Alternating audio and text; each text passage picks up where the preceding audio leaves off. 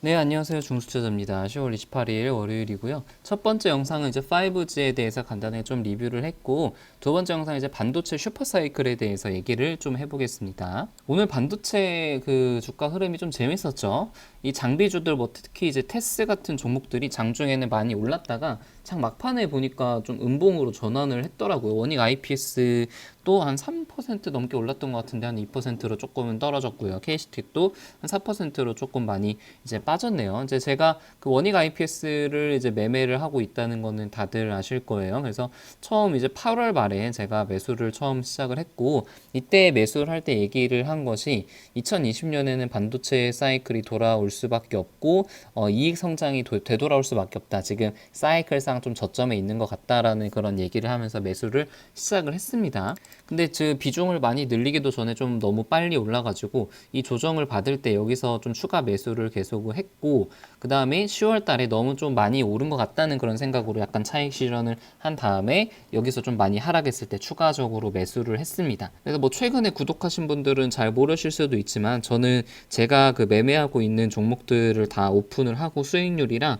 제가 언제 매수했고 언제 매도를 했고 그날 매도한 종목이나 매수한 종목이 있다면은 어떤 이유 때문에 매매를 했는지에 대해서 좀 간단하게 말씀을 드리는 그런 채널이에요. 그래서 지금 원익 IPS 같은 경우 지금 제 포트에서 수익률이 가장 좋아요. 비중은 그렇게 높지 않은 8번째인가 되는, 그렇게 높진 않은데 비중이 수익률이 좀 높아서 뭐 좋기는 하지만, 수익률이 좋아서 좋긴 하지만 비중은 또 그렇게 많지 않아 가지고 좀 애매합니다. 주식이 어디 내 마음대로 되겠습니까? 저는 여기서 약간 조정이 좀 크게 나와서 비중을 다시 늘린 다음에 큰 비중으로 수익률을 좀 보기를 원했는데 제 마음대로 되지 않는 게 또 주식이에요. 그래서 이제 슈퍼사이클에 대해서 얘기를 해 볼 건데, 2019년 10월 달이니까 얼마 되지 않았어요. 그래서 세미에서 레포트가 좀 나왔습니다. 그 세미에 대해서 좀 말씀을 드리면 단순한 그냥 뭐 증권사에서 내는 그런 레포트가 아니라 국제 반도체 장비 재료 협회예요. 협회에서 나온 그런 데이터이기 때문에 상당히 좀 신빙성이 있고 그 예측에는 나름대로의 그 근거가 있다고 생각을 할 수가 있거든요.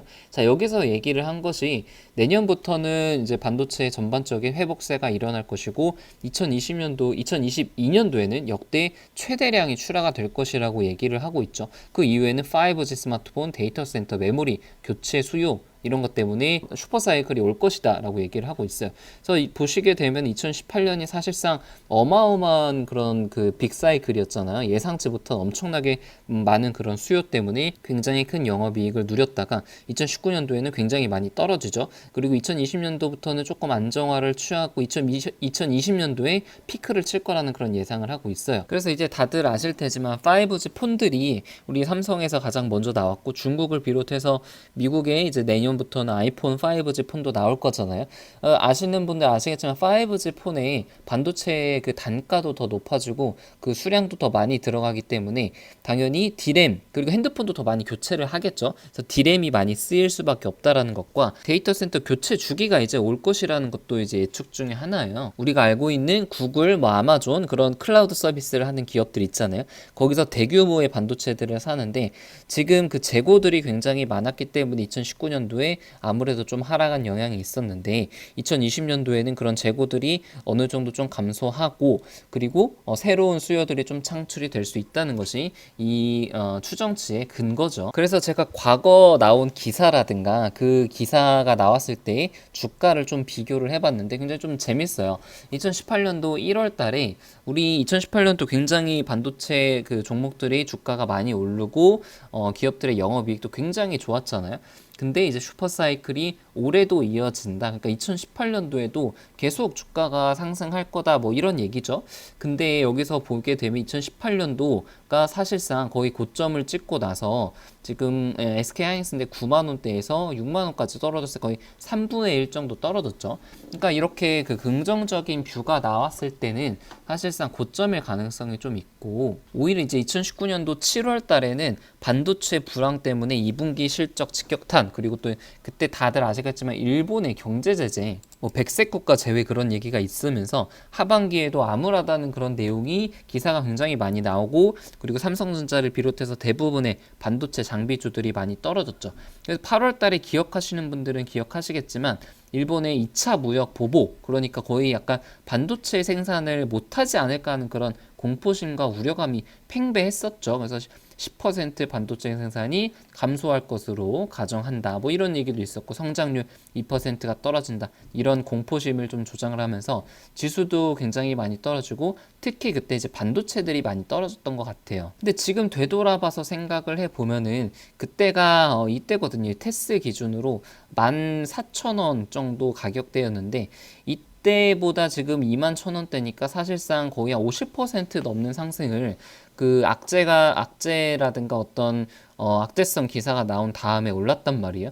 그래서 지금 이런 것들을 보면은 오히려 반도체들은 이렇게 크게 하락을 했을 때가 매수의 기회였던 것 같고, 분명히 2020년에는 좋아질 것은 확실한 것 같아요. 그리고 2021년, 2022년까지 계속 사이클은 이어갈 가능성이 조금 높지만, 지금은 좀 저점을 통과하는 과정이기 때문에 실적과 주가의 어떤 미스매칭이 약간 일어나는 그런 과정이라고 생각을 하거든요.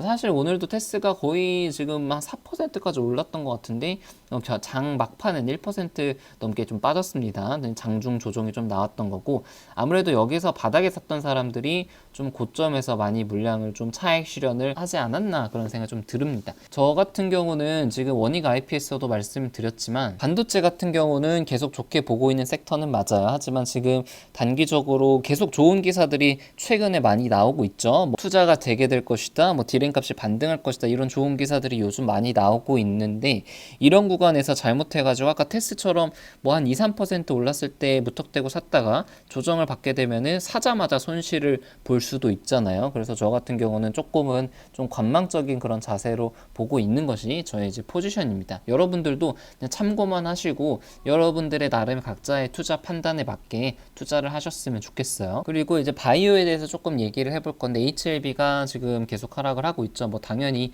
너무 가치 대비해서 많이 올랐으니까 떨어지는 거고, 지금 G3BNT가 오늘 좀 많이 올랐는데 의외로 좀 효자 종목이에요. 지금 수익률이 그렇게 저점 대비해서 많이 오르지도 않았는데, 굉장히 저점에서 많이 분할 매수를 한 5차례 정도 5분할 매수를 했고, 제가 생각하는 비중을 어느 정도 좀 채워서 그 이후에는 매수를 하지 않고 있습니다. 그래서 14% 정도 수익률이어가지고 의외로 좀 효자 종목이에요, 제 포트 중에서. 그래서 G3BNT에 대해서 제가 예전에 한번 어떤 시각으로 투자를 하고 있는지에 대해서 간단하게 좀 찍은 영상이 있으니까 한번 조금 보시면 좋을 것 같고, 이제 매수를 하라, 뭐 매도를 하라, 뭐 이런 얘기가 아니고, 제가 이제 바이오 종목에 대해서 이런 식으로 분석을 하고 이런 시각으로 투자를 한다라고 알고 계시면 될 것 같아요. 그래서 제가 간단하게 조금 말씀을 드리면은, 이게 그 대표적으로 안구 건조증에 관련된 그 안약을 만드는 회사란 말이에요. 지금 임상이 진행 중에 있고 3상이 진행 중에 있습니다. 그래서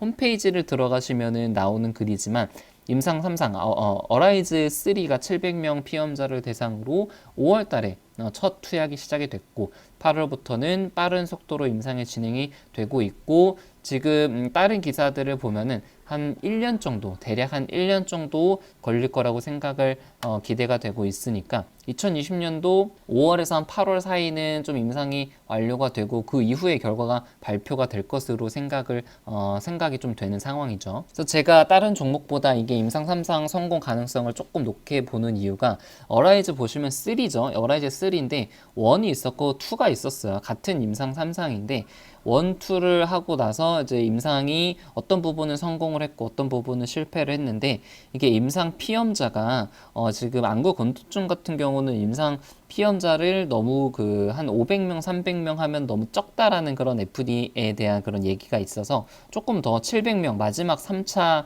임상 3상을 700명을 모아서 한 최종 한 2000명 정도 데이터를 가지고 그런 진행 중에 있죠. 그래서 차트를 잠깐 보면은 어떤 임상 3상에 대한 얘기는 사실 지금 올해 초부터 좀 제가 공부를 해서 알고 있었는데, 주가가 과도하게 한 8월 달 막 그 일본 규제 뭐 그런 것 때문에 엄청나게 많이 빠졌고, 이것은 그 관련된 그 자회사인가 모회사인가 같은 그 관련 기업이 하한가를 맞으면서 이것도 엄청나게 하한가 빠졌다가 급반등을 했었던 적도 한 번 있어요.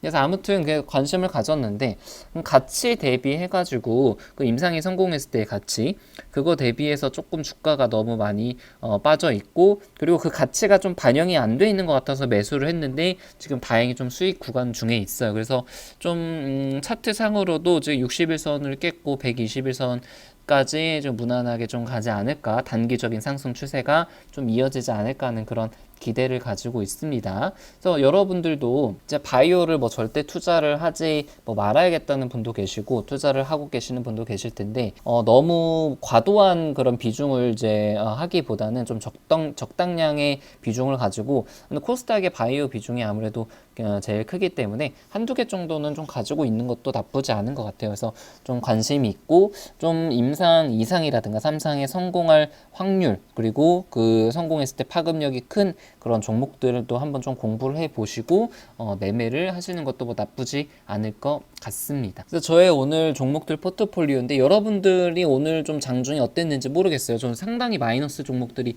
많죠. 그리고 이노알스도 좀 많이 떨어졌고 다행히 지트리가 좀 올라주면서 전체 계좌 수익률 너무 큰 하락은 좀 맞기는 했지만 좀 전반적으로는 그렇게 좋지는 않은 모습이었어요. 그래도 뭐 크게 신경을 쓰지 않고 그 하루하루에 뭐 너무 크게 일희일비하지 않는 그런 자세를 갖는 것이 좀 좋을 것 같습니다. 네, 그래서 영상은 여기서 좀 마칠게요.